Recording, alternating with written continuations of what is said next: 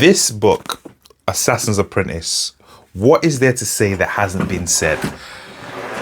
It's amazing.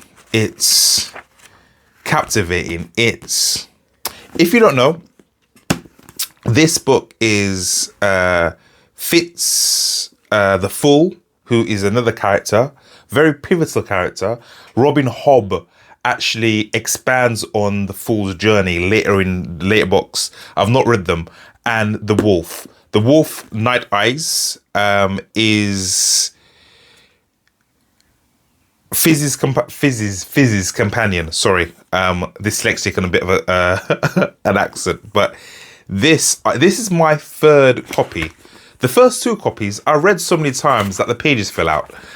This I must have been one of the first books in fantasy I read, and boy, did it blow my socks off. And I was lucky enough, by the time I read all three of them, they were done. And I went into this not knowing anything, not knowing who Robin Hobb was, and just the heart and the grit and the characters. If there's one thing Robin Hood does well, actually she does a bunch of things well, but one thing she does well above all else is emotion. And characters expression emotion. If that's love, hate, lust, vengeance, whatever, she does such a good job of bringing that character to life and just, I want to burn this village down. The reason I want to burn this village down is after you've done reading about me in this paragraph, you'll want to burn this village down too. That is amazing storytelling. I'm still, as an author, checking my books, shameless plug, but I am still, as an author, trying to capture that essence of, if you're reading about a character, you understand their motivation and you grieve it a little bit. That is like peak writing. That's like understanding why Thanos wants to kill half the population in the universe.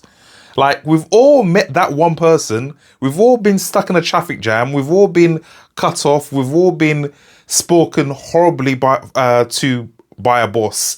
We've all had that thought, was like, yeah, if I was Thanos, I'd snap my fingers too at this moment. We've all been there.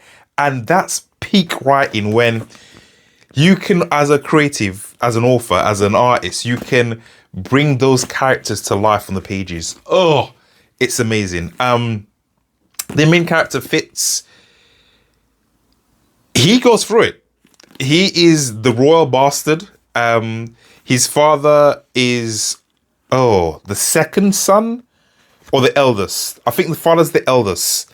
Sorry, I've not read this for ages, but the father's the favorite of the king, and the uncle, Fitz's uncle, is a right son of a.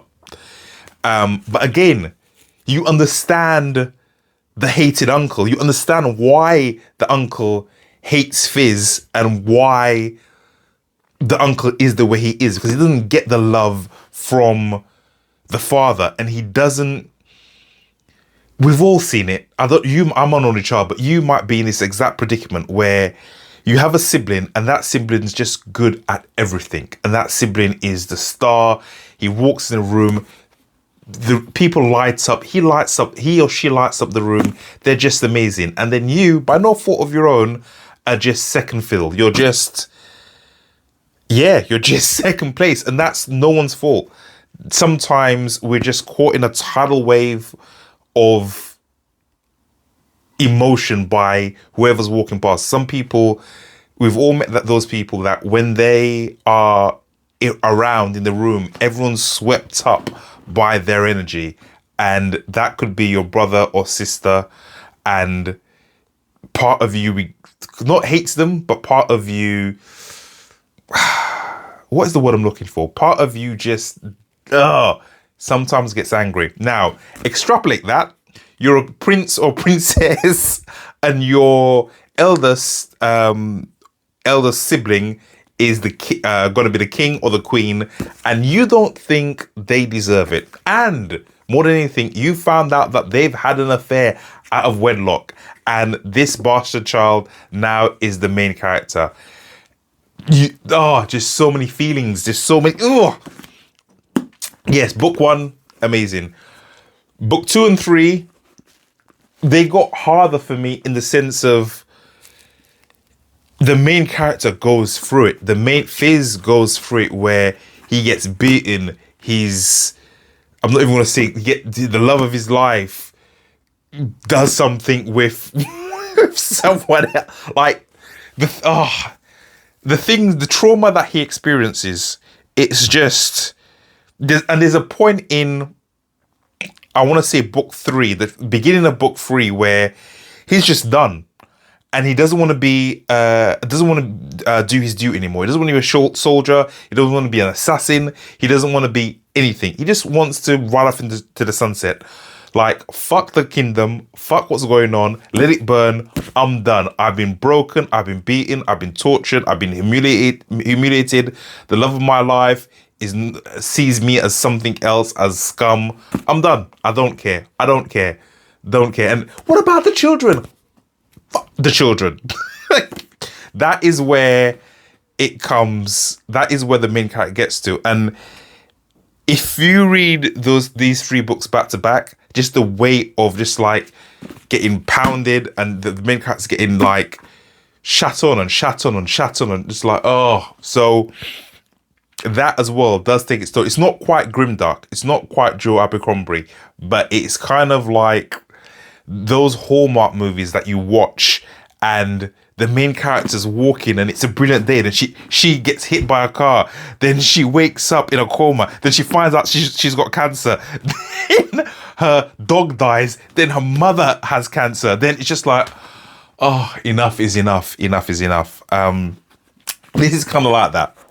In a sense, it's kind of like that. And that is why, on a side note, I've not read past book 2 of Red Rising, one of my most favorite series in the entire universe. Just, I can't take that emotional drama, emotional damage. Anyway, these books, if you've not read them, please do. They're amazing. I'm just getting too hyped. I love books. I love stories. But before I go, as always, like and subscribe. Buy one of my books. A video will come up for my books here. I've got them in audiobook. I've got them in paperback. I've got them in Kindle. I've got them in libraries. You name it, they're everywhere. Sci-fi and fantasy, all complete series. You don't have to wait. I've not done a J.J.R. Martin on you or